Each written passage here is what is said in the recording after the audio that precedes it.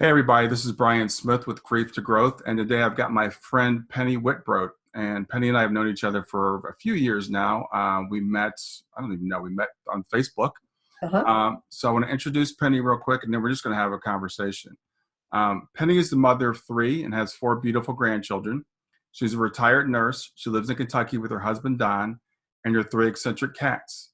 In 2002, she began a professional career after earning her associate degree in nursing from Eastern Kentucky University. She went on to enter the fields of cardiothoracic and critical care nursing. In 2011, her practice expanded, allowing her to care for terminally ill and actively dying patients. This gave her the opportunity to provide support through often neglected end-of-life transitions. As each soul passed into the spirit world, she found herself examining her own beliefs about death and what lay beyond.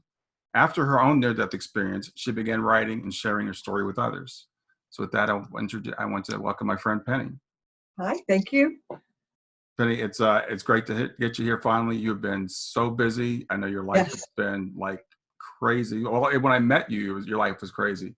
Yeah. So start your story wherever you like. If you like to start there, or if you want to go back, or Um, I would like to, we were talking just a little bit earlier, and I said the last time that I got really sick and was in a coma, and I'll go back and explain all that, but Mhm.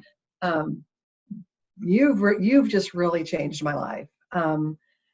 I I had that last coma, and I can remember crossing over, and I told God, I said, that's it. I'm done. Either take me or heal me because I can't do this anymore. Yeah. And he's shown this light on my life that showed what I was doing that was this big stumbling block for me.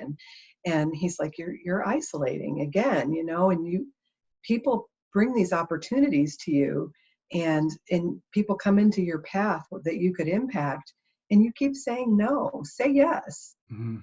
And I was like, say yes? I mean, could it be that simple? And I've got to tell you, I said yes after that last anaphylactic attack in December. And you were the first person to call me with an opportunity. And so you had asked me several times, you're like, you should come to IANDS in Cincinnati and speak. And I'd say, yeah, I should do that. And we'd talk about it. And then I'd back out. I'm like, oh, I can't do it. I can't do it. And finally, that I had that last illness and that run with anaphylaxis. And as soon as you said it, I knew what I had to do. And it was like, oh, I mean, it was physical torture, right? I'm like, Yeah. yes, Brian, I'll do that. And I'm like, oh God, I did it. I said yes. Yeah. Yeah. But Well, the it's thing that's changed my ironic life. is you're the one that told me about the Cincinnati IANDS group. Yeah. You and I had met, you told me about the group, and I'm like, I'm going to go. And I started going. And I was Hmm. like, Penny should speak here. Yeah. And so, yeah, I'm glad you did. It was just, it's funny because it was that. And I'm trying to think of what the next thing was. I think the next thing was the book, The Transformative Power of Near-Death Experiences. So that's a Mhm. book by uh, Dr. Penny Sartori, and it's a collection of stories from people who've had near-death experiences. So I wrote a chapter for that about my experience, and then I helped edit the book. And so that was kind of my first published sort of thing. And I've had some things published online since, and done some other interviews, and it was funny because I thought, well, who would watch just little old me, in these interviews? But Don and I were online the other day, and I said, I wonder how many people it's touched so far. And, we're over 60,000. So I Oh, thought, wow. I guess it is a message that resonates more than I give it credit for. Yeah. Yeah. Well, I know when you spoke at the Cincinnati IANDS, I mean, you just killed it. You had the whole room just mesmerized, telling your story, and you got done. You're like, I don't think I did a very good job, but you did a fantastic job. Thank you. So That let's was, talk that, about. that was so cool because, when I called them, I think she said, we could expect maybe 12 people. And we had some folks rent a bus from Indiana and drove over. Yeah. And people kept coming in. Do you remember there weren't enough chairs? People were like, oh, we'll Yeah. sit on the floor. Yeah. And I was blown away. I thought, holy cow. And I hadn't prepared anything because I actually Don was freaking out because I hadn't prepared anything. And so I did it because he said I should, but I learned that I'm better off the cuff. And as soon as I walked away from those notes, I was great. Mm-hmm. So yeah, it was a great experience for me. Yeah, well, like I said, I'm glad you did it. I'm glad that you're getting your story out there, because it's you and I have talked a lot, behind the scenes, and I know a lot about your life, and your life has just been, pretty amazing in a lot of different ways. Yeah. But the near-death experience, I mean, that those came about as you kind of alluded, you kind of touched on a little bit this anaphylactic shock thing you had going on, where you were just literally dying all the time. All the time. Yeah. So I guess it's been almost 6 years ago now, because December will be 3 years since my last attack. It just started out kind of out of nowhere. And I was having some autoimmune type things like fibromyalgia and rosacea in my cheeks and stuff. But I mean, a lot of women have that. And I was home with my daughter one day and drinking just a smoothie in the living room. And I had a history of anaphylaxis to shellfish, but I hadn't had an attack in years and years. I just kind of kept those EpiPens around obligatory, because you're supposed to, but I'd never used one. And I'm in the living room and I start having difficulty breathing and swallowing, and I'm a nurse, and I was like, holy cow, this is anaphylaxis. So I gave myself my EpiPen. My son drove me to the hospital, and it was a small town we were in, and I knew the nurse who was checking me in, and I won't say her name, but when she was checking me in, I thought, oh man, I'm in trouble. She's got no idea what she's doing. And she said, well, why did you come? You took your EpiPen. What'd you come to the hospital for? And I thought, wow, you don't even know the basic protocol for anaphylaxis. You take your EpiPen, you go to the hospital. Right. So she's like, well, we're waiting on a bed for one of the rooms. So I'm just going to set you here in the hallway. We'll get to you soon. And that's a person that goes, I mean, I'm a critical care nurse. That person goes right to the trauma bay, because you may end up having to intubate. So I'm in the hallway. I've got stridor, which is, and people are just walking around doing their thing. I'm dying. Give myself another shot of my EpiPen.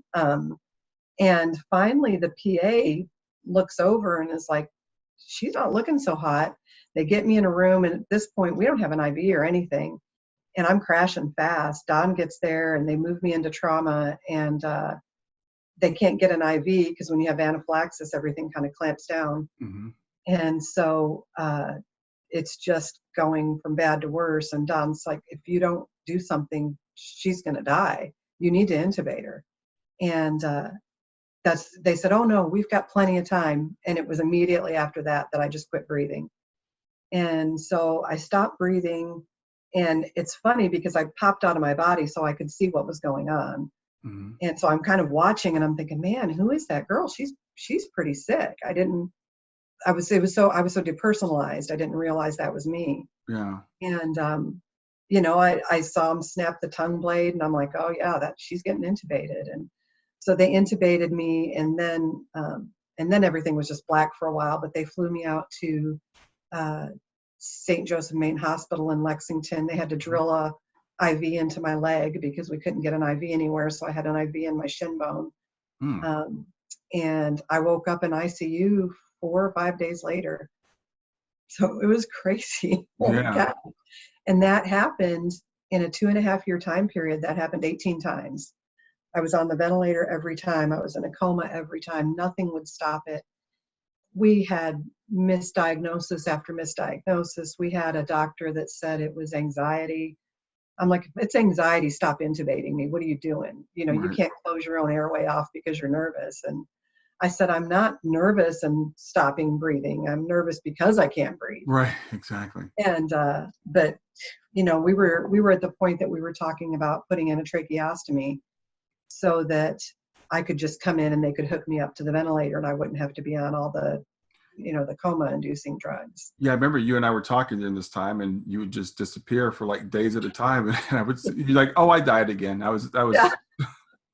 People would message me, like if they didn't hear from me for a day or two on Facebook, they're like, has anybody heard from Penny? I haven't heard from Penny. And they were right. I was in the hospital. Yeah.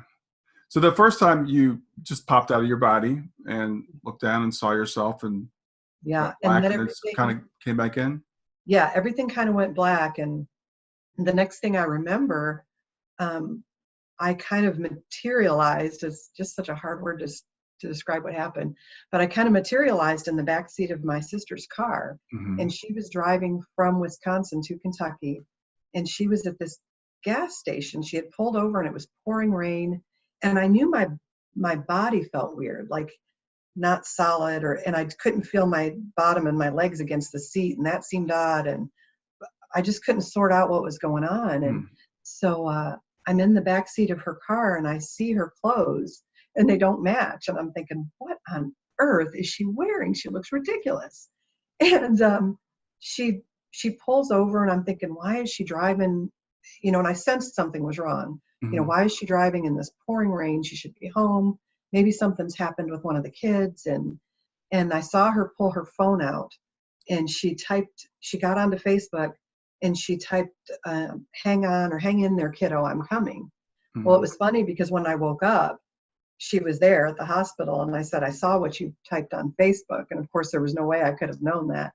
But it really freaked her out. So did she verify what she was wearing when you saw her? Did you talk about that? Yeah, I'd asked her about it. I said, why were you wearing that outfit? And she said, well, when I got the call, I just grabbed whatever clothes were on the end of the bed, and I threw them on and threw some stuff in a bag, and I left. And that's why I was mismatched. And she verified the pouring rain and pulling over and all of that stuff. So there's no question that I saw that.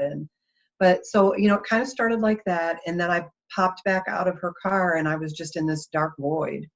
And people always ask me, it's interesting the response you get when you have a near-death experience, because I think as a believer, as somebody who believed in God beforehand, I just assumed that all of my friends that were religious would be the ones that wanted to hear the story. Right. And the people that I have gotten the hardest time from have been the religious folks. That is so weird. I find the same thing when people tell their near-death experience stories. It's the people who are the religious ones that say that this can't be true. Yeah, right. And so I think, and I always try to remind people, because I do understand what their reservation is. I tell about this dark and empty void that I was in, and they're like, well, wait a minute, you're a Christian. You should have gone right over to heaven. And I think I've figured that out. A near-death experience is not a death experience. Right. I think God knows you're only going to be there a short while. He knows you're going to decide to go back because you're not done yet. So I think the near-death experience is tailored to the experiencer with what they need so that they can go back and overcome some things that are hindering them in their life. That's not the same experience you're going to give somebody who's coming to stay. Right. They don't need to know all that. So for all of the folks who are Christians who are like, well, you didn't see Jesus and all these other things, I was just there for a little visit. And those little visits aren't like moving in. Right. Yeah. So, good point. I like that you put that. So what was the void like? The void, it's so funny. I have a real appreciation for it now, but then it was terrible. I was in this expanse that was so dark, and it seemed limitless to me as far as its space.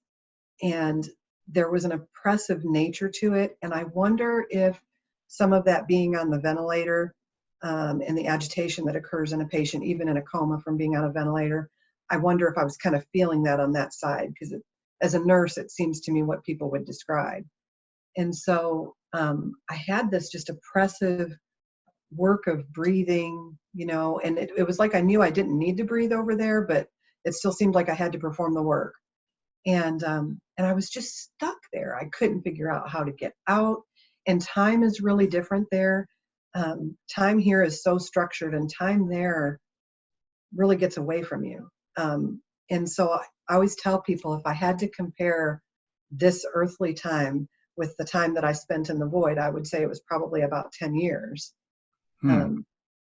It just was a very, very long time. What if you think 10 years back now, what that time frame feels like to you? And so I began to wonder if I had ever really lived. Like maybe I just imagined all of that to have something to think about in that place. I just didn't know what was going on, why I was trapped there, what I could do to get out.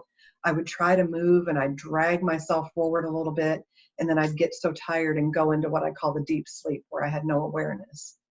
And that kind of went back and forth for a long time. And then finally, I started doing some introspection and saying, you know, is there something that I need to understand or learn before I can leave here, or realize, you know, maybe I did live that life and there's something maybe it's me, maybe I'm why I'm stuck here. Mm-hmm. And it just occurred to me that the spiritual space that I was in was a picture of the spiritual space that I had made on the earth realm. I had kind of, since my divorce many years ago, I had kind of built this wall around myself to protect me and protect the kids. And, you know, a wall's great to protect you, but it also keeps people out and it keeps you in. Yeah. And so I'd really started to isolate. You know, I mean, I went to work, I took care of my kids, I took care of my house, I went to work, I took care of my kids, I took care of my house, and I stopped putting myself out there. And so the isolation that I had built on this side followed me over.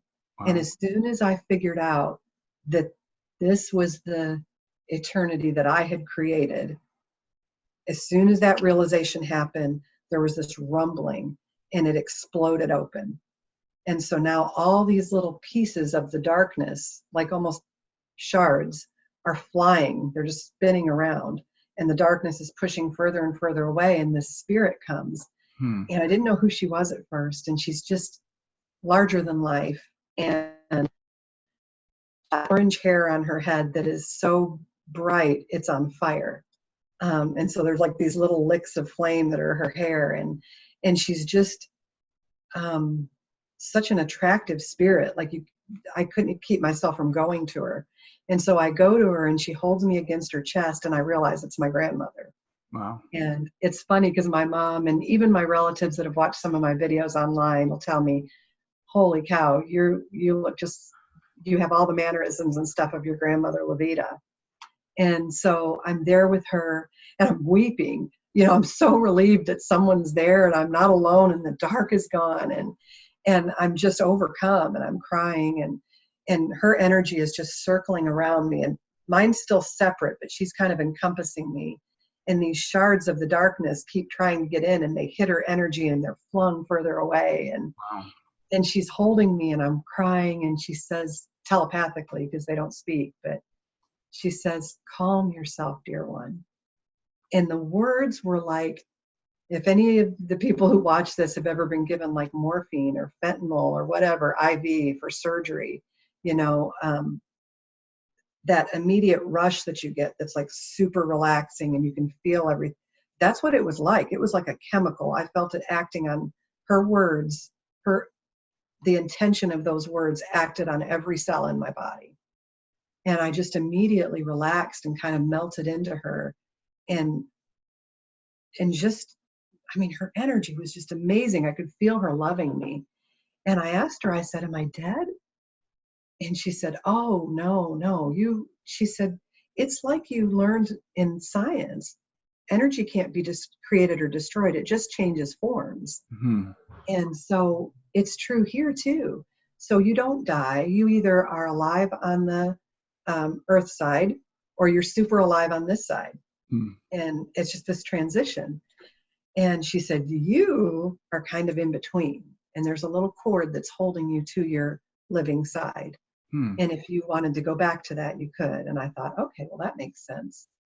And, you know, she just kind of loved on me for a little while. And I was just floating in this light and I didn't realize she had gone. And all of a sudden, there was this like rumbling, thundering, and like this presence shook everything that ever had been or ever would be. Every planet in the cosmos just was rumbling with this energy and I could feel it in my bones. And I knew something big was coming. And I never saw a person. And I always refer to God as he, just because the energy felt very masculine to me. But I mean, I can't say with certainty that this was a man. And I don't think God is a man. I think it's, I don't know. He was this mix of masculine and feminine because he was nurturing, but that power makes you think Yeah. At least me as a traditional person, it makes me think of a man. Sure. So, he came to me and I heard him say this telepathic thing. He said, I am. And I had read that in the Bible so many times. He would come to people and they wouldn't know who he was. And he would say, I am. And that was it. That's all he had to say. I'm like, man, you're the stuff. Well, you could just come up to somebody and say, I am. And you're like, yeah, you are. Yeah. Yeah. So he came to me like that. And this light, oh man, I got to tell you, Brian, there's a resonance, and it's the key of D is what it sounded like to me. And it's hard to talk about. It just had this vibration to it that was alive, that just went through me. And I could feel it just coursing through every part of me. And so I'm there with him, and immediately I got kind of scared. I'm like, oh no, I wasn't ready for this. He's going to look at all the stuff that I've done wrong, that I'm so ashamed of. And he wasn't judging me. He was like super loving and everything, but I just, it was like being naked in front of a crowd. I just was wanting to kind of hide, and he kind of soothed me in that. And I knew we were going to go through my life. And so here I'm dreading stuff like a kid, worried about the parents reading their diary or something. And all those things that I was so worried about, that I was dreading, never came up. What the heck, right? Yeah. I think I had probably beat myself up enough about those. Maybe so, yeah. Yeah. And so these other things came up. And first he showed me the good. And all of the things that I've done that I feel really good about did not come up. And the things that came up were, there was a scene in the grocery store that I had forgotten about. I mean, probably when my kids were little. And there was a woman in line in front of me, and she was short just a couple dollars to pay her bill. And she was trying to figure out what to put back. And I just knew what it was like to be in that position as a young mom. And I said, it's okay, I've got it. And I gave her the money. And it immediately, so I'm seeing this scene like I'm there, and immediately it flashes forward, and I see this woman working in a food pantry, and she's blessing these people with food. And God's showing me, he's like, I want you to see the ripple effect of every little act of kindness. Wow. And I saw that, and I was like, oh my gosh, that's amazing. And then we went through some of the negative things. And the one thing that really stuck with me was that of all the things I've done in my life that I'm not proud of, the thing that was shown to me is probably the hardest thing to never do again. And it was to control my thoughts about other people.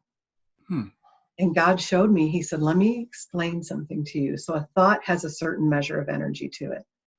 And a word has even more, and an action has more than that. But it all starts with a thought. And there's a thing in the Bible that says, the mouth is like the rudder of a ship. The way you speak is the direction you go, and there's life and death in the tongue. Well, it's the same thing with your thoughts. And, because what you think about is what you talk about is what you end up doing. Yeah.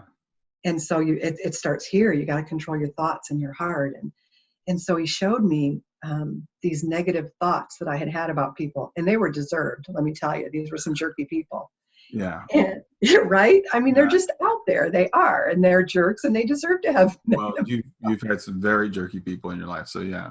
I have. Yes. And so he showed me, though, he said, when you spend your energy on this, and you're thinking these negative thoughts, it hurts you because the energy that you put out there impacts you.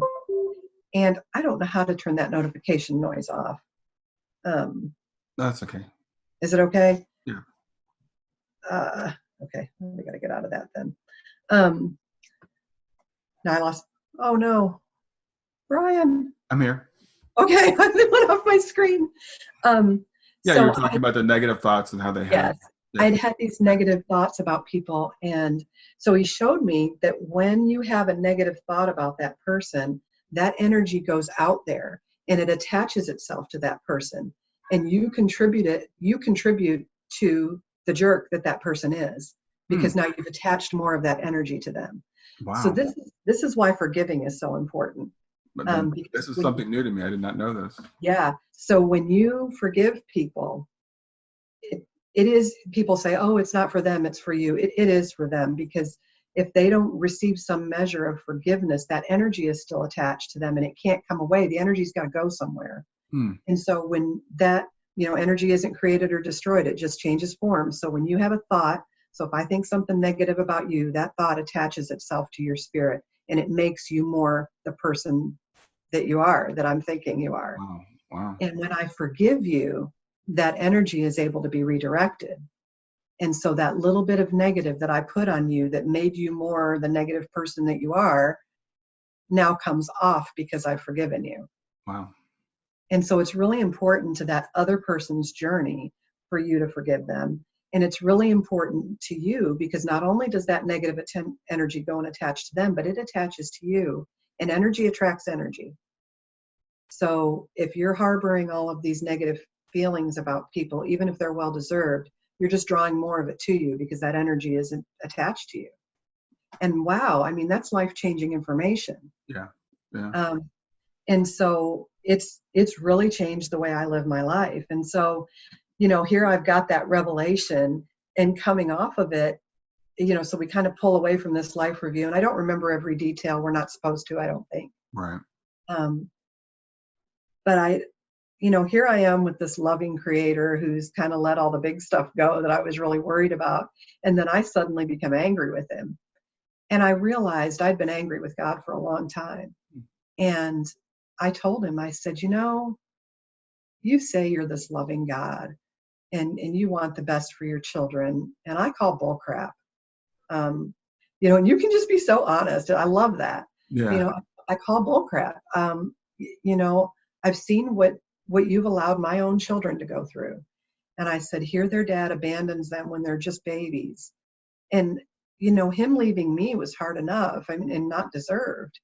And for him to abandon his own children. And I thought, I can take whatever he did to me, but watching those kids, talk to him on the telephone and then go to the mailbox every day to check for a gift that he said he was going to send that's never coming, and watch them walk back heartbroken every day. What kind of God allows that? I said, it would have been easier on all of us. And this is terrible to say, but it would have been easier if he died, because I could have told the kids this story about what a wonderful man he was and how much he loved them. And they would have at least had that. Yeah. But now they've got this man that's alive that is failing them in every way. And of course, children take that on and attribute it to something being wrong with them. Mm-hmm. And I really had held that against God. And I was bitter. And I wanted to be mad at him. Mm-hmm. I was kind of balled up about it. And he said, oh, you've completely misunderstood me. And he said, let me show you something. And we flash forward and we're sitting in the bleachers. David, my oldest son, is sitting to my right. Now, when I had the experience, my grandson was 2. So David's sitting to my right, and Cole's older. He's like 5 or 6. My grandson is. And we're watching him play soccer. And he's running up and down this field, and the sun's on his hair. And that magic of just kids, just, there's just something about it. And he's running up and down the field, and I just seeing him in his strong body and his, his hair, and he's just, just magic. It's just magic. And David looks at me and he says, Mom, I'm never going to get through this. He says, Mom, I'm going to be the dad to him that I deserved. Yeah. And I was like, wow, if it took his dad leaving for him to make that commitment, I get it. It's been worth it. Yeah. And I got to say, he's been that dad. And it's so funny because a couple years later, Cole's playing soccer. Who would have known that at 2, right? Yeah. Cole's playing soccer, and David looks at me and he says, Mom, I'm going to be the dad to him that I deserve. Wow. And I was like, it just sucks the air out of you. I'm like, oh my gosh, that happened. And it was this confirmation from God. Yeah. You were here. Because there's times you doubt that near-death experience because so many people doubt it. And he's like, no, you were here, and I'm making manifest the things that I promised you. Yeah. And I was like, wow. Well, there's also a lesson in that we judge things, right? We say this is good or this is bad, and of course, the experiences that you've been through, anybody would call bad, Right. but we can't see the bigger picture. Hmm. So we have to live our lives forward. In which case, a lot of times they don't make a lot of sense. But when we can Right. look back on them, then we can start to make more sense of it. Well, and I think, the other thing I learned there was we have this really screwed up definition of good and bad. To us, good is when nothing is wrong, and bad Exactly. is when everything is right. And in the spiritual realm, good is forward motion, no matter how awful it feels. Hmm. So if you're moving forward, you're growing, you're affecting the lives of other people, even if you're doing it through grief or, whatever. That's considered good up there. He's like, yeah, if you're doing good work, even though all the circumstances around it suck, you Yeah. know, you're still good. It's not bad. You're moving forward. Now, the day that you start sitting in that recliner and you stop interacting with the world and you're just in that, I'm going to do what makes me comfortable. That's bad, even though nothing bad's happening. That's Yeah. not what we're here for. We weren't here to be sedentary creatures that have no effect on the world around us. There's no point in you being here if that's what you're going to do. Hmm. And so I just got to say, even in, I know a lot of um, your work since losing your daughter has been, how do you move forward from grief?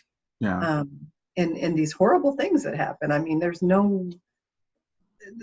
nothing I can say to you that's like, and you and I have had these talks where I'm like, you tell me you're having a really bad day, and I don't even try to cheer you up. I'm like, yeah, that really sucked. That was a horrible thing, and I can see why you feel terrible about that, because I feel like people are like, oh, God needed another angel, and I'm like, no, he didn't. He doesn't. Stop saying that. That's like the worst thing you can say to somebody that loses Absolutely. someone. It Absolutely. is. We Yeah. just lost my cousin who I was very close to, and I know. Yeah. yeah, and somebody's like, well, God needed another angel, and I thought, man, I'd throat punch you, but we're in a funeral. Yeah. Exactly. No, God doesn't need any more angels. And No, no, he's got exactly what he needs, and yeah. God's actually in it for what you need. Yeah. um, and I don't have all the answers, and for suffering and things like that, but I was thinking the other day, I learned when I was over there that before we come to this life, there's actually a decision-making process that we go through with some consultation um, of spirit guides and things like that about what family we want to come to and what general lessons we'd like to learn while we're here, right? Mm-hmm. And I think we know the whole story before we come. I think we forget it when we get here, but I Yeah. think we know it before we come. And so I try to remind people of that, because before you came, you knew what traumas you were going to face. And you were like, that's the life I want to live. I want to have those lessons because those are going to contribute to the growth of my spirit and the way it needs to grow. And so this higher you Yeah. makes decisions here that are terrible, and here they're awful because this life, we perceive it as being really a long time. But I got to tell you, when I pulled out of my body, this seemed like it had been over like that. Mm. And so I see I see different things. Like I see people say, well, what about kids with cancer that are suffering? Or what about kids that are born horribly deformed? And I just tell them, I'm like, those are the most sacrificial spirits. Mm-hmm. Those are the ones on the other side that said, I'll come void of even the ability to communicate just so I can show people a love that transcends speech, Mm. you know? And I'll Yeah, and I've come. talked to mothers of those children, and Mhm. they say what a blessing they are. Yeah, How yeah. they totally transform their lives, and it might be a child that never spoke. Right. I've got a brother who's got an intellectual disability. Yes, and your brother dancing. Yes, and John is the happiest person you'll ever meet, and He is. he is a blessing to. There is nobody that has ever met my brother that doesn't like him. If John had a Facebook page, he'd have thousands of followers. Yeah, yeah. Because the man is infectious. He's just Yeah. so happy and Just fun, say his and name and you have to smile. you do, and he's super innocent, and he doesn't know better, and a lot of respect. I'll have to tell you a funny John story. John, when we were kids, he worked at Kroger's sacking groceries, and I used to have to go pick him up. He's 15 months older than I am. and I'd go pick him up from work. And so one day I'm in the line at Kroger, and there's a lady in front of me, and John's sacking her groceries, and he's like 17 at the time, and he says in his John voice, he says, "You sure are pretty." So he comes across kind of creepy anyway. He doesn't mean to, but he's got that monotone voice, so it's kind of off. And she's like, "Oh, well, thank you." And he says, "Yeah, you got that pretty brown hair or blonde hair." And she's like, "Oh, thank you," and he says, "And them big boobies." Like, John, no. And he's like, "What? She does." Yeah. To him, it was the most obvious thing, and why wouldn't you mention it? It's the innocence of a child. Yeah. But I gotta say, I see people, and I talked to somebody on Facebook the other day, and she reached out and she said, I'm pregnant, and it looks like the baby's going to have Downs, and we're trying to decide if we want to keep it or not. And I'm like, let me tell you something. Those Downs kids will blow you away. They're smart and they're funny, and if we start eliminating kids just because they're going to have some kind of difference, there's not going to be many of us left. True. Yeah, true. But anyway, so I just had to share that because John is such a joy in my life. Yeah. But yeah, so I'm there with God, and we're talking about the kids, and it's funny, I needed more healing there than anywhere in my life, I think. Mm-hmm. And I was trying to I'm in this light, and this kind of healing process begins where the light comes through my feet, and it just starts creeping up through my body, and it's healing every little cell that it comes in contact with spiritually. Mm-hmm. And it goes through my stomach, and it goes through my chest, and it's so powerful. I can just feel this energy coming up through me, and it gets to my tongue, and these beautiful songs come out, that I can't stop. And it comes out. Have you seen the movie It's a Wonderful Life? Oh, where yeah. Jimmy Stewart tells, he's in love with the gal there, and he says, "You want me to lasso the moon for you, Mary? Mm-hmm. I'll lasso the moon, and you can gobble it up, and the moonbeams will shine out your eyelashes, the tips of your fingers and your eyelashes." Well, that's what the energy did. God's energy shot out my eyelashes, and it was so bright. And it was like looking at the sun without having any pain or your eyes dilate even, and no heat or anything. And so I tried to close my eyes because I didn't want any of the energy to get out. And so I'm closing my eyes, and it shoots out my eyelashes, and it goes out into the expanse and turns around and comes back and hits me. And it starts going through I can feel it going through the little curves in my brain. And then I feel like I get to this more core part of myself, and God's there. And it blew me away. I'm like, whoa, wait a minute. Do you mean to tell me you've been in there all the time? You're not this external thing? And he's like, well, I'm kind of both. And I'm like, so all of us, even the people that don't believe, God is in there. And he's like, you can't take me out any more than you could take out your own father's DNA. I made you. I'm in there.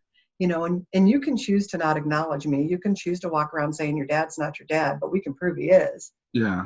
I'm telling you, I'm in there, and I'm just waiting to love you. And, even through all of this crap you're going to go through. And man, Brian, I went through some hell there for a while. Oh, yeah. And, and I've had a lot of trauma in my life, and he kind of melted all of that away. And I started realizing I was going to have to make this decision about going back. And there was a point, actually, when I was still in the void, that I was able to progress and move and see myself in my hospital room. And so I see myself lying there in a coma, and I saw my daughter there. I knew what she had worn that day, and was able to describe that back to her. I knew what part of the room she'd stood in. Wow. And I saw myself in that room, and I was trying to figure out, I thought, well, maybe this is how I get back in my body. I'll go through this membrane thing, and then maybe if I can push my spirit down really hard, I can get it over my body and it'll like absorb me back in like a sponge. Mm-hmm. That didn't work. I just got sucked back into the void. But so I get to this point where I'm in the light with God, and I have to come back. And it seemed like a decision that I probably had made before I was born, that I'd known this was going to happen and that I was going to choose to go back because I hadn't lived the life I was supposed to live. I hadn't done the things. You weren't done yet, yeah. Not even close. You know, Yeah. in fact, I had avoided doing the things I was supposed to do. And I was so, I can't tell you how heartbroken I was to leave. And Don says to me, you know, my husband's like, you know, well, why would you not want to come back to me? And I'm like, I can't make you understand that. Yeah. You know, until you've been there, you just can't understand it. I knew you'd be okay eventually. And so I made that decision to come back, and I was crying, and I told God, I said, at least let me remember it. Because if I can't remember this, I don't think I'll have any hope. Mm-hmm. And I woke up, I was off the ventilator, my sister was standing there, and the first thing I said was I was with God. Mm-hmm. And the nurse came in and she called the doctor, and I'm in St. Joseph Catholic Hospital, and the first person they send in to see me is a psychiatrist. Because you said you saw God. In Yeah. a faith-based hospital. Yeah. You can't see God though. You can't see God. And so they wrote that I was having delusions, and Oh wow. and you know, and that stuff follows you. You're Yeah. medical chart. And I thought I just couldn't get over the irony of that you know, now I'm a little delusional in I a was just reading an article hospital. yesterday that was written. Someone was talking about the Catholic Church has been talking about people communicating, you know, with people in the afterlife, and how it's Right. a terrible thing. And you can pray for them and you can pray to them, but you can't communicate with them. And I actually stopped reading the article at that point. Isn't that what we do when we pray? Yeah, it just didn't make any sense to me. I was like, I can't read anymore. But I mean, the you point is, communicate with God. That's a give and take sort of thing when you're praying or meditating or. yeah, but you can't communicate with people in the afterlife, I guess, is the prohibition. But Yeah, well, you know how that's gone for me, you know, that people have come to me and I've wanted no part of it. I'm like, I'm not doing that. I'm not reaching out to that person and telling them what this person has gone on, has told me to tell them. Absolutely not. You know? yeah. Because you don't know how you're going to be received. Well, no, you don't. You don't know how you're going to be received. So your faith background, you're obviously very devout. You weren't Catholic though, right? I was Catholic growing up. Okay. And then when I guess I was about 21, I became a Christian and started attending the Methodist Church. And that's where we're at now. We're in a Christian church. But yeah, I would say I was pretty devout before my near-death experience. But I had a lot of religion steeped in me, which I don't think is necessarily a good thing. Now I would say that I'm more spiritual, not in the New Age sense. Right. I know a lot of people do experience that though.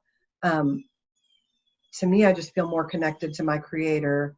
And I, you know, because now I know it exists. So that's made a big difference. And in His creation, I can sense Him in His creation. So like if I'm outside, birds will come closer to me than they come to other people, like a lot closer. Yeah. And I can feel the trees loving me. I mean, I know that's weird, but you know our little tree out front that got hit by lightning that I told Don to cut down. And then I had the near-death experience and I felt that tree loving me. And her name is now Lola. Oh, wow. And apparently she was a showgirl in a previous, if you know Barry Manilow. Oh, yeah. Okay. I didn't get that reference. Yeah. I figured a lot of folks that are any younger than me might not. And so she had been split off by lightning and she looked terrible. And Don had cut part of it down, but not all of it. And it just was this janky looking tree. And she just reached out to me and she's like, I'm not done yet. And so we trimmed her back, and dang if that tree didn't come back. And so every time I go outside, I'm like, Lola, man, you're looking good. Well, you know, it's funny. We don't assign consciousness to things other than human beings and maybe animals. And I was reading PMH Atwater's book yesterday, and she was saying that after her experience, as she came back, she started seeing consciousness and everything. So she had this old coat that I guess she kept mending until it finally just fell apart. And she had a funeral ceremony for it and buried it. And her kids are like, what is wrong with you? But the after effects of near-death experiences can be profound. And I know you've had some amazing after effects. As you said, you have you see dead people, right? You have people that talk to you. Yeah. And you were telling the story. I don't remember the exact, but the story when you were in the church and you were praying, and Yeah, that was actually before my near-death that was experience. before. Okay. Yeah, that was quite a while ago, but yeah, it was the only other out-of-body experience I'd ever had. And I was in this church in Lexington, and normally I would take my kids on a Wednesday night, but I didn't for some reason that week. I'd only been to the church twice. It's a huge church. Nobody knew me. And they were doing baptisms that night. And they had a gal there who got up on the stage, and I had some pretty bad church experiences. And just church in Kentucky is different than church anywhere else I've ever lived. Been there. There's some really mean, judgy people at church. Mm-hmm. And being a single mom for so many years, I had gotten the bad end of that. And so I'm in this church, and it's a more progressive church, I guess you'd say. And this lady's up on stage, and they've got like these swimming pools set up, and they're baptizing people. And so this gal gets up, and she tells this story about how she'd been abused sexually as a child and had been on drugs. And she was actually getting ready to move to Cincinnati to get involved in the pornographic film industry. Mm-hmm. And she reached out to a friend of hers because she needed help moving. And he said, I tell you what, if you'll come to my recovery group, or this recovery group at church, I'll help you move. And she wouldn't do it. And finally, she was not going to be able to move without his help. So she went. And she felt so loved in that group and so not judged that it changed her life. Mm-hmm. And I was looking around because I knew that she worked in children's ministry. And I thought, oh, yeah, these people are going to, now they know her story, and they're going to be like, can you believe she works in children's ministry? We need to say something about that, And I didn't. I looked around, and everyone was crying. And the feeling of love for this woman was so palpable. And I thought, this is the kind of thing I could be involved in if I could be in church like this. Mm-hmm. And so everybody sits down, we go to pray to leave. And I I'm standing there. I had bought a lottery ticket before I went to church. I've never bought a lottery ticket before. I've never bought one since, but I bought one that night. And so I'm standing there and I'm praying, and I hear this voice, and it's audible. And it says, if you win the lottery, are you going to just ask for $1,000? And I opened my eyes to see who'd said it. I looked around, everybody's praying. And it's kind of like that story from the Bible where where Abraham's got, I can't think of it. Is it Isaac? I can't remember. It's not Isaac. But anyway, there's this guy in the church, and he's taking care of this child that's been left to his care. And God keeps speaking to the child. And the child wakes up, and he thinks it's Samuel or whoever. And he goes to the old guy. And he goes to the guy, and the guy's like, go lay back down. I didn't call you. Yeah. And finally he realizes, he's like, oh, it's God. Go back and tell him you're listening. So this happened a couple times. He said it, and I finally realized who I was dealing with. Mm. And it pissed me off. I said, he said, if you win the lottery, are you just going to go and ask for $1,000 of it? And I said, no, that's stupid. Why would I do that? And he said, well, that's what you've done with me. And I was like, and I had, there was so much more of God that I could have had, but I didn't want any more. And he said, I said, I'm sick to death of you. I said, I've worked for you. I've taught Sunday school. I've worked with the youth. I just have worked and worked and worked and worked. And it always something bad happens. And I tell you, I've got just about as much of you as I want in my life, and I don't want any more. And he said to me, and it was funny because, you have this flash forward near-death experience where the interaction is so much the same. So now I have no doubt that was God I was talking to. Right. And he says to me, oh, dear one, you've completely misunderstood me. And he said, what if I told you that all I ever wanted from you from this point forward was just to let me love you. Would you be willing to do that? And it took the wind out of me, and I sat down in my chair, and I said, yeah, I'd be willing to do that. And I was just taken from my body, and I'm in this field, and the grass is green, and it was very much like a near-death experience. It was this green that there's not a green like here on earth. Mm-hmm. And it had this resonance, and the grass had its own song, and there were flowers, and there was water, and it was just transcendent. And Jesus was there, and he had this robe on, and he took me into his arms. And I had been single for so long, and I forgot how much that physical affection is healing, Mm-hmm. you know. And he took me in his arms, and it just felt so good to be held. And we just kind of were above the ground, just dancing through this field, and just healing me, you know, and washing away so much of the hurt that I had about God. And then all of a sudden I'm back, and I'm in my body, and I'm sitting in this chair, and I'm flanked by two men on either side of me, and the church is empty. So I don't know how long I had been gone, and I open up my eyes, and I kind of do that, you know, side to side look, like, oh crap, who are these people? Yeah. And the one guy is crying, and his shirt is wet from crying. His eyes are closed. And the guy on the other side is crying, and my shirt's wet from crying, and I didn't even realize I'd been crying. And the guy to my left opens his eyes, and he says, I saw you dancing with him. Wow. And I thought, holy crap, I got to get out of here. I don't know what's going on. So I leave. I get up. I don't talk to either one of them. I just get up and leave. I get in my car, and I'm in total panic mode. I'm like, okay, it's like 9:30. I need to go to Meijer and get milk. This is my mission, right? Yeah. And so I walk into Meijer, and I come in the front door, and these two people are standing off to the left, and they squint at me. And I'm like, oh, freaks, what is going on tonight? And I walk past them, and I walk past a couple more people, and they squint too, like they're looking at the sun or something bright. Mm-hmm. And I'm just I'm still tingling. I still don't feel like I'm all the way back in my body. I'm just trying to get to the milk. I get the milk. I get to the cash register. The lady looks at me, Brian, I swear to God, as I'm sitting here, her pupils constrict. Mm-hmm. And she says to me, oh my God, you're glowing. Mm-hmm. And I took it as I looked super happy or something. And she said, no, I mean, you're shiny.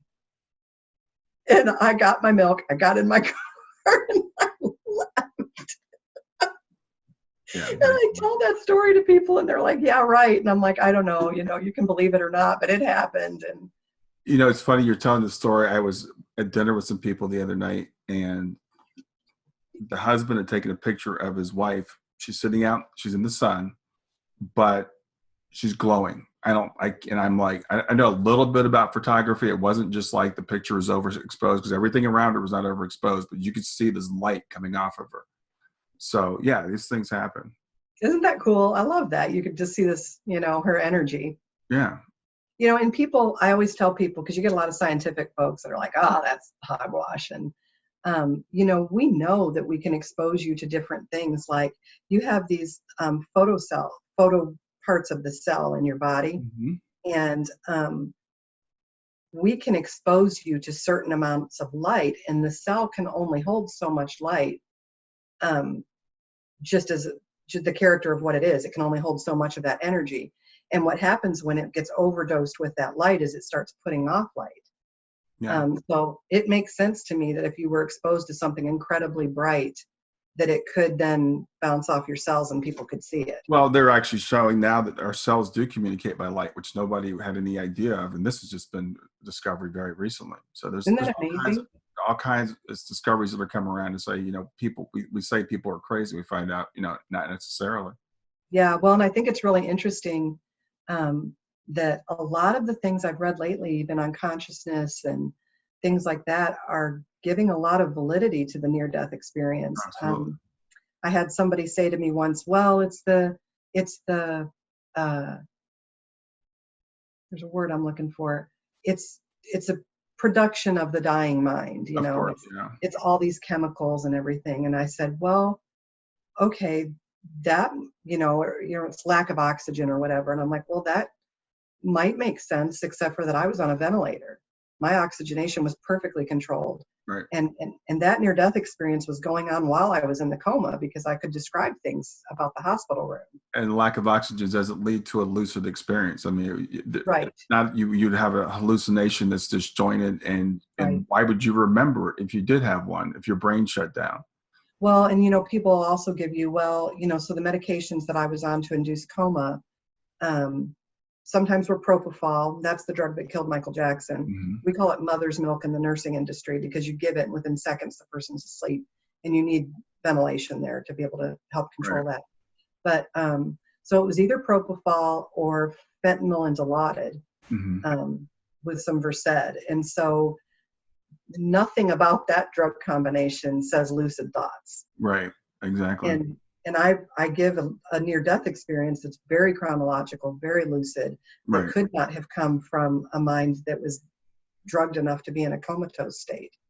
Exactly. And your experience is also veridical. I mean, you've Yes. got, you saw your daughter, and you could describe that she was in the room and where she was in the room. You saw your sister, and you knew Mm-hmm. she was driving. You knew about the rain. You knew what she was wearing. So, not that I need that for near-death experiences. I was talking to someone a little while ago that had a near-death experience, and she had a vertical experience. She said, I don't need the validation, but the researchers are really interested in that, because if something is just subjective, then for us, well, it's not real. If it just happens in Penny's head, then it's not real. But if I can see it too, then it's real. So, right. But there have been so many of these near-death experiences, with a percentage of them being veridical enough for me to say, I believe the other ones as well. And and if you look at the after effects, and I think that's the really big thing about near-death experiences, if you have an hallucination or a drug overdose, you don't come out of it a changed person. Right. It doesn't change the rest of your life for the better. Right. Well, and I think, I'm always fascinated by near-death experience that atheists have. Mm-hmm. Howard Storm's a friend of mine, and he describes himself as an angry atheist. Yeah. And he had his experience. It's funny, I caught his Oprah Winfrey interview from like way back, when Oprah had the big hair and stuff, and I'm like, wow, I forgot that Howard had his experience that long ago. But he and I were talking, and his marriage couldn't survive it, because they were not believers, and he was so radically changed. And it's interesting, you mentioned PMH Atwater. That's right? Yeah, PMH. Mm-hmm. Yeah. She's done so much research. I mean, she is the researcher. Oh, yeah. And after my near-death experience, Don and I went through a very hard time, because I was questioning everything I knew about religion, not God, but religion. Right. And some of the ways that religion limits people, a lot of religions say that women can't preach, or, can't be leaders, or, and I'm like, if you're called, you're called. I don't recall God doing a genital check at the door, Right. I mean, right. You either are called to do that or you're not. And he's not a respecter of persons. So I don't know where people get that idea. But I was really questioning a lot of the religious dogma. And Don's parents both graduated from Asbury Seminary, and were both ministers. Mm. And so, I mean, from before he was conceived, he was steeped in it. I know. And he's a great guy, but well, not a great guy, but he's a great guy. Yeah. It was really hard for him, because I was rejecting some of the teachings, that I just feel like, I'm like, I think if you read the Bible and you only went by the red letters, Jesus has got a pretty strong message that I can get behind. Yeah. But you got all that weird Old Testament stuff that's crazy, Yeah. And or even New Testament, women shouldn't wear braids, women shouldn't wear jewelry, and people are like, oh, well, we don't believe in that. That's we don't believe in that, but we believe in this. And I'm like, so we're going to piecemeal this thing. And so I was questioning all that, and it was really difficult for Don. I was trying to decide, I would go to church and I would hear somebody say something like, well, this fella died, this guy died, and I did his funeral, and he wasn't saved. And so now he's in hell and I've got to lie at his funeral. And I was like, how Yeah. could you say that? And I thought the fact is, you have no idea what that person's spiritual condition was at the time of their death. Right. And we know people who are atheists who've died, and, had a negative experience and turned it around, or had a positive experience and came back and, so Yeah. to me, that really made me question a lot of these ideas that I'd grown up, especially as a Catholic. And I'm not banging the Catholic faith at all. They got some great things. Mm-hmm. But PMH Atwater had done a study, and it showed that 70% of people who have a near-death experience end up divorced. Yeah. And I remember reading that and crying and thinking, here I've met the creator of the universe. And it's such a big experience that it destroys the second most intimate relationship you have in your life. Mm-hmm. And I was heartbroken. I have to tell you, I was heartbroken. Yeah. And I sat down with Don one day, and he said, Penny, I'm just scared you're going to shave your head and become a Buddhist monk. Mm-hmm. And I told him, I said, would it make you love me less? I said, are you telling me you couldn't love me? And he's like, I just don't know how we move forward from here. And I looked at him and I said, PMH Atwater did a study, and it said that 70% of people who have a near-death experience end up divorced. Is that going to be us? And he really had to take all of his ideas and decide what he was going to do, because I was just telling him, you know what, it's fine. You can walk away. Mm-hmm. I understand it happens to 70% of the people, but man, I'd love to be in the 30% with you, Yeah. And he started listening to me. Yeah. He said, Penny, I've never known you to be dishonest. And if you say this happened or this was told to you, I got to believe you. And maybe, if I interpret the things I understand in the light of what you've experienced, it can still make sense. Exactly. Yeah. And it does, so we're the 30%. Hooray. Oh, yeah. We've been together 10 years. You guys are great together. You guys are fantastic together. So, and you're an amazing person. He's an amazing person. So yeah, it worked out. It did. Well, Penny, it's been great catching up with you. It's great to get you on and tell your story. It's going to help so many people. Like I said, you're an amazing person. You're in the book, the one book. Are you working on your own book? So I've got my own book that I work on intermittently, and I say I'm going to write it, and then I say I'm not going to write it.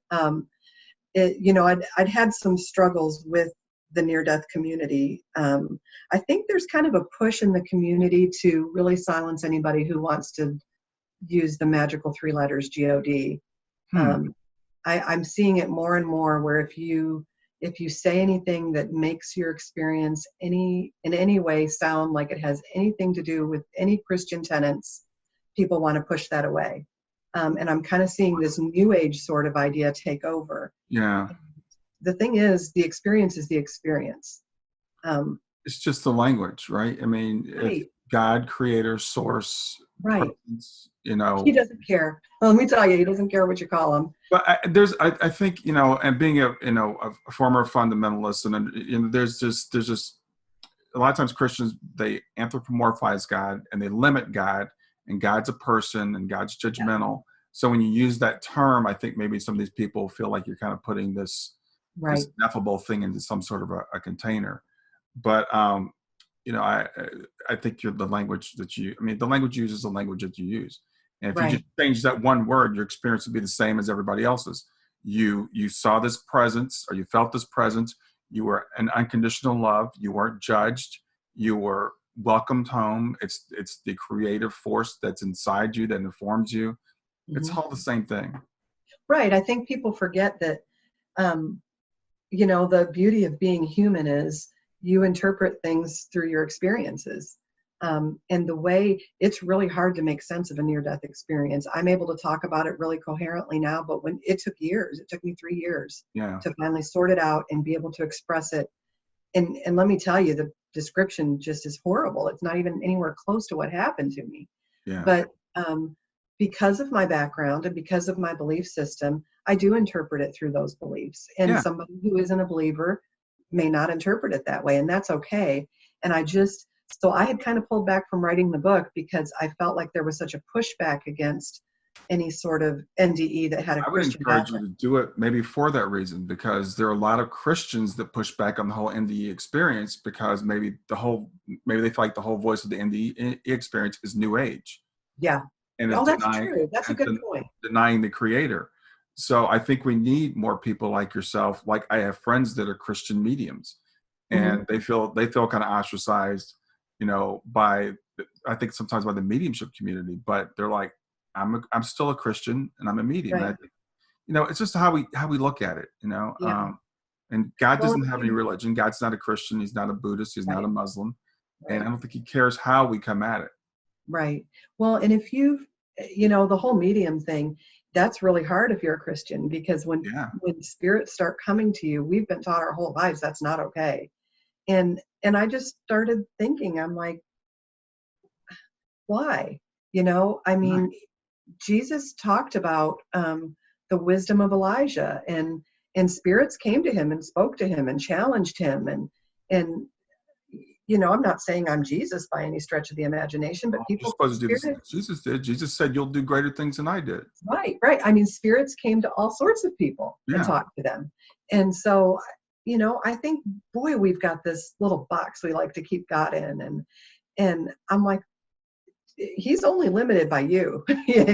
We're the ones putting the restraints on, and when I've had spirits come to me and I've reached out to people, I'm always super sensitive about that. I'm like, hey, I'm getting something.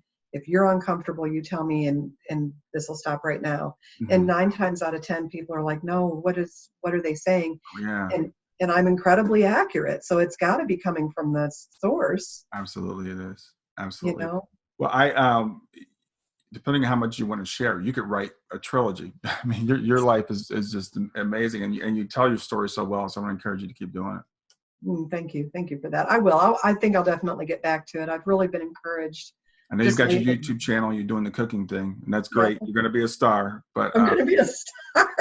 yeah, I think your voice is needed in the near-death community. I think it would be a really good voice to have.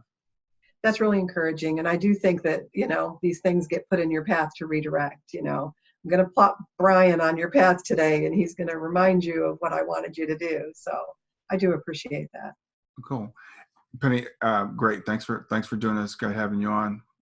Awesome. Thanks for having me on. All right. See you later. See ya. Hey, thanks for watching. Before you leave, I'd like to just remind you can always find me at www.grief2growth.com. That's grief numeral 2 growth.com. And you can schedule a free half-hour consultation if you'd like. Also, before you leave, please click on the like button here, click on subscribe, and click on the bell. By clicking like, YouTube will show the video to more people, and by subscribing and clicking the bell, you'll be notified when I release new material. Thanks for watching, and have a great day.